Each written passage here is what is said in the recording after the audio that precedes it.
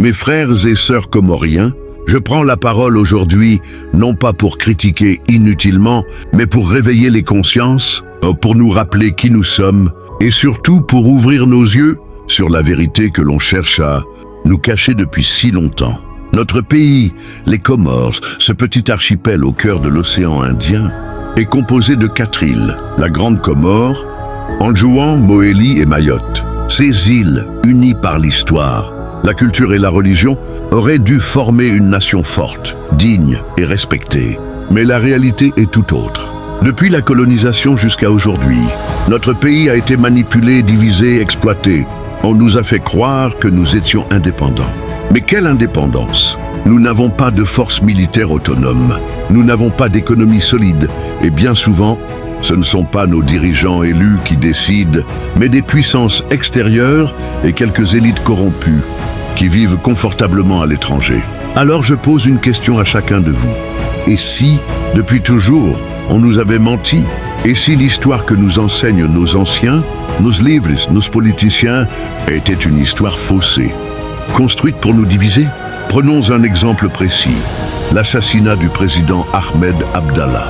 On a accusé la France, Bob Denard, des mercenaires. Mais posons-nous la question, et si tout cela n'était qu'une diversion? Et si, en vérité, ce crime avait été commis par des Comoriens, manipulés ou intéressés?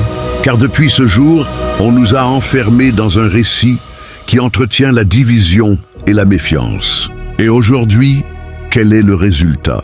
Un grand Comorien ne fait pas confiance à un Anjouanais. Un Anjouanais ne fait pas confiance à un Mohélien. Un Mohélien ne fait pas confiance à un Mahorais. Et ainsi de suite. Nous vivons enfermés dans un cercle vicieux où chacun pointe du doigt l'autre. Pendant que nous nous divisons, d'autres pilent nos richesses, exploitent nos faiblesses et construisent leur avenir sur notre dos. Regardez nos politiciens. Que font-ils réellement pour le peuple? Ils enrichissent leurs familles.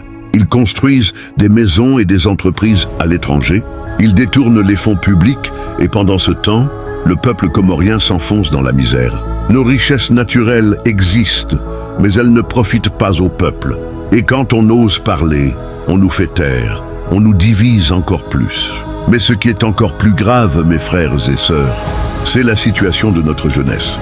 La jeunesse comorienne est aujourd'hui sacrifiée. Elle n'a plus d'espoir, plus de repères, plus de dignité.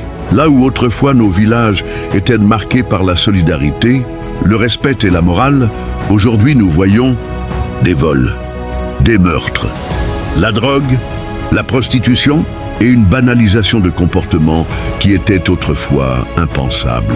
On nous dit que nous sommes un pays musulman à 100%, mais où est passée notre foi? Où est passé notre sens de la dignité? Aujourd'hui, avoir une copine ou un copain est devenu une mode. Si un jeune n'a pas de petit ami, on le traite d'anormal. Et nos enfants, au lieu d'être éduqués dans les valeurs comoriennes et islamiques, sont laissés à une société corrompue qui les déforme. La vérité, c'est que beaucoup de parents se contentent de nourrir leurs enfants, mais n'assument plus leur rôle éducatif. Ils disent « va à l'école, c'est la société qui t'éduquera ». Mais ce n'est pas ça éduquer. Éduquer, c'est former, suivre, corriger, transmettre une culture et des valeurs solides dès la naissance jusqu'à l'âge adulte. C'est ainsi seulement qu'un enfant devient un vrai leader, un citoyen digne.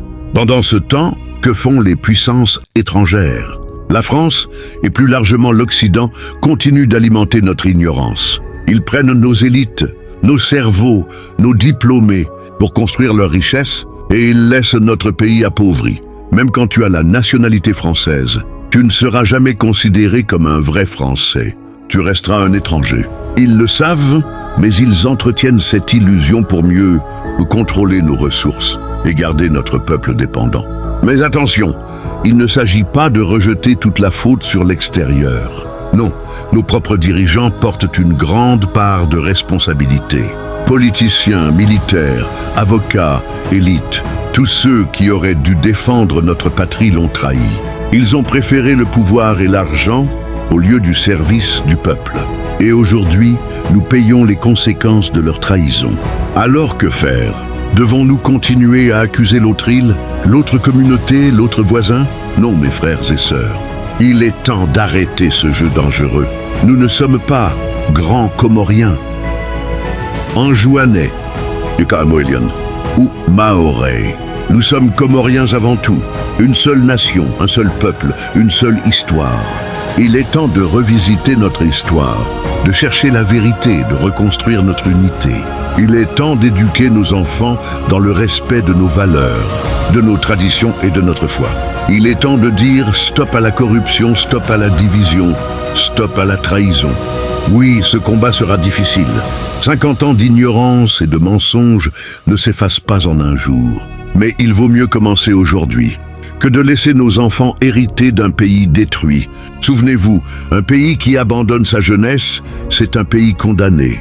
Une jeunesse sacrifiée, c'est une nation sans avenir. Alors levons-nous, aimons-nous les uns les autres, défendons ensemble notre patrie. Même si cela signifie souffrir, pleurer ou nous remettre en question, faisons-le. Car à la fin, nous aurons retrouvé ce que nous avons perdu, la dignité, la solidarité et la fierté d'être Comoriens.